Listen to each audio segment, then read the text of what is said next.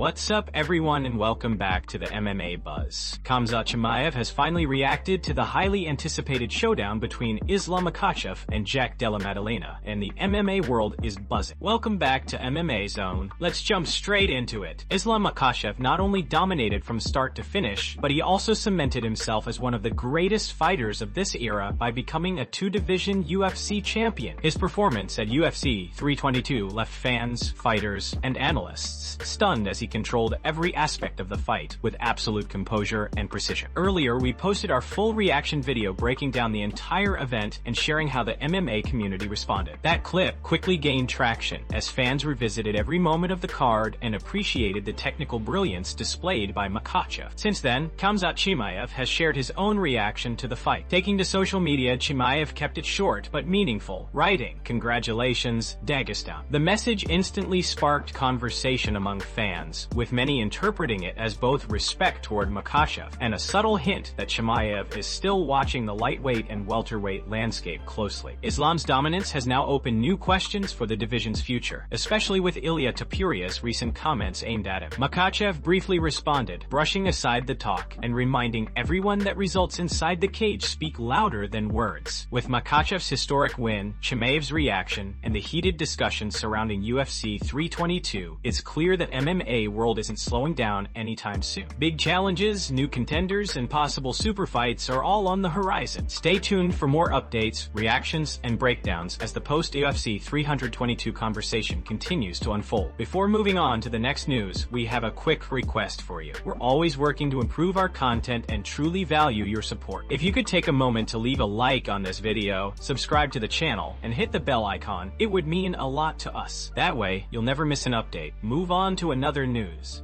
Garry didn't hold back when reacting to Jack Della Maddalena's performance at UFC 322. Immediately after the fight, Garry took direct shots at JDM, calling it the weakest title defense in UFC history. He even mocked him further, saying he should be sent M&Ms and condolences for such a disappointing showing. According to Garry, JDM's preparation looked non-existent, and the fight revealed just how unready he was for Makhachev's level. As the rounds unfolded, Garry continued giving live commentary on the bout, questioning whether JDM could survive or if he would mentally check out. He emphasized that he didn't expect the fight to look this easy for Islam, noting that the champion was dominating every moment. In his words, it became a matter of whether Jack would simply break under pressure. 3 rounds in, Garry was convinced JDM didn't look like he even knew how to fight against someone as disciplined and technically superior as Islam. Garry described the night as perfect from his perspective. With Jack losing and Leon Edwards potentially getting sparked in a future matchup, Garry suggested that the night could only improve if Jack's nose ended up on the other side of his face. He pointed to JDM's expressions throughout the fight, claiming the challenger looked defeated, confused, and on the verge of tears. Garry mocked JDM's corner for trying to motivate him, adding that Islam was simply too much. When Islam secured the final sequence, Garry declared the outcome inevitable, guaranteed Islam. Done. Game over. As the fight concluded, Garry signed off with confidence, saying he was heading home because there was nothing left to see. He also threw out a jab predicting JDM's next matchup, suggesting Jack Del Mare versus Kuspatches, before stating his own desire to face Islam down the line. Move on to another news. Islam Makhachev has issued a calm but confident response to Ilia Topuria's latest criticism. As we reported earlier, Topuria took aim at both Makhachev and Jack Della Maddalena following UFC 322. Posting on X, Topuria claimed Jack needed an entire training camp dedicated solely to wrestling, calling him a disappointing champion. He went on to suggest Jack should go to Georgia to learn something, before turning his attention to Makhachev. According to Topuria, Islam lacks something that can't be trained, emotion, and he labeled the champion the most boring thing in this game. He even added that he becomes more certain every day that he would put Makhachev to sleep. During the post-fight press conference, Makhachev was asked directly about Topuria's comments. His reaction was straightforward and unfazed. Makhachev made it clear that he doesn't care who his next opponent is. He believes he will make anyone look easy. When a reporter mentioned Topuria Topuria's post, calling Islam the most boring fighter in the UFC, Makhachev didn't flinch. Instead, he reiterated that he's healthy, injury-free, and ready for whatever challenge comes next. He explained that his focus is simply on performance, not online trash talk. "No injury, nothing. I don't feel any pain. I'm ready," Makhachev said. "Whoever is going to be next, let's do it, and I will make it easy." With that response, the champion once again showed his trademark composure, dismissing Topuria's attempt to provoke him while reminding the MMA world that results inside the cage speak louder than any social media post. Move on to another news. Ali Abdelaziz has clarified Islam Makhachev's future after UFC 322, and according to him, there's no going back to lightweight. During an interview with Full Send MMA, Abdelaziz stated that Makhachev will remain at welterweight permanent. He explained that 170 pounds is now Islam's true weight class, and that cutting down to 155 is no longer necessary for the champ. Abdelaziz added that competing at welterweight will allow Makhachev to fight more frequently. Without the brutal weight cuts, Islam can stay active and potentially return to the octagon every 3 to 4 months. He emphasized that this move benefits both the UFC and the fans, as it gives the promotion one of its most dominant fighters on a more consistent schedule. When asked whether Islam could fight again before the anticipated White House event, or if that appearance remains the priority, Abdelaziz responded that the timing doesn't matter. He said they plan to sit down with the UFC, evaluate the options, and determine what comes next based on the opportunities available. Regardless of the timeline, the key takeaway is that Makhachev's future lies in the welterweight division. Abdelaziz closed the discussion by reaffirming his stance. Islam won't be returning to 155 pounds. Welterweight is his division moving forward, and with less strain on his body and more freedom to stay active, fans can expect to see him competing far more often than before. Move on to another news. After Islam Makhachev dismantled Jack Della Maddalena and claimed his second UFC title, the MMA world erupted with debate. The question now dominating the community is simple: who can actually beat Islam? Opinions have split into two major camps: those who believe former welterweight champion Kamaru Usman is the toughest matchup, and those who think Ilia Topuria has the tools to shock the world. Alexander Volkanovski, one of the few fighters who has ever truly pushed Islam, believes Usman presents the biggest challenge. He pointed out that Usman held his own against Khamzat Chimaev, a fighter known for overwhelming pressure and size. Volkanovski argued that Usman's discipline, composure, and refusal to take unnecessary risks make him a serious threat to Islam's reign. Demetrius Johnson, however, sees things differently. Mighty Mouse wants Islam versus Ilia Topuria more than ever. He believes Topuria's explosive speed, power, and unpredictable, chaotic style create a dangerous dynamic that Islam hasn't faced before.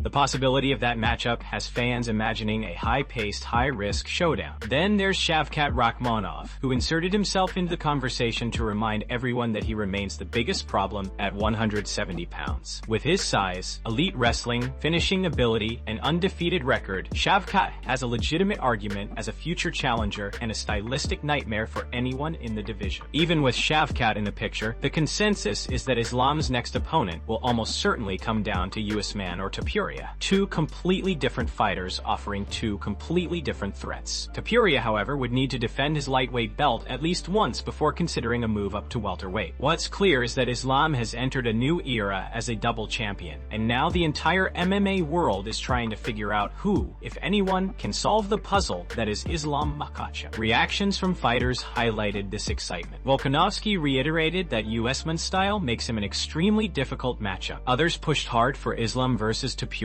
calling it the fight fans deserve and even suggesting it should happen at the White House event. The message was loud and unified. Ilia versus Islam, make it happen, Dana. Move on to another news. Ilia Topuria, the reigning lightweight champion and Islam Makhachev's biggest rival, didn't waste a second after the UFC 322 main event. Moments after Islam dominated Jack Della Maddalena, Topuria jumped on social media and fired shots at both fighters. He criticized Jack's wrestling preparation, calling him a disappointment of a champion and suggesting he should go to Georgia to learn something. Turning to Makhachev, Ilia claimed Islam lacks emotion, called him the most boring thing in this game, and insisted he becomes more confident every day that he would put him to sleep. Naturally, Islam was asked about Topuria's comments at the post-fight press conference, and he accepted the call-out without hesitation. Before addressing Ilia directly, Islam commented on the new welterweight winners on the card. He made it clear that neither performance impressed him, saying he could dominate them the same way he did trusted Jack because, in his view, they are just strikers. The biggest development of the night came from Islam's manager, Ali Abdelaziz, who announced that Kamaru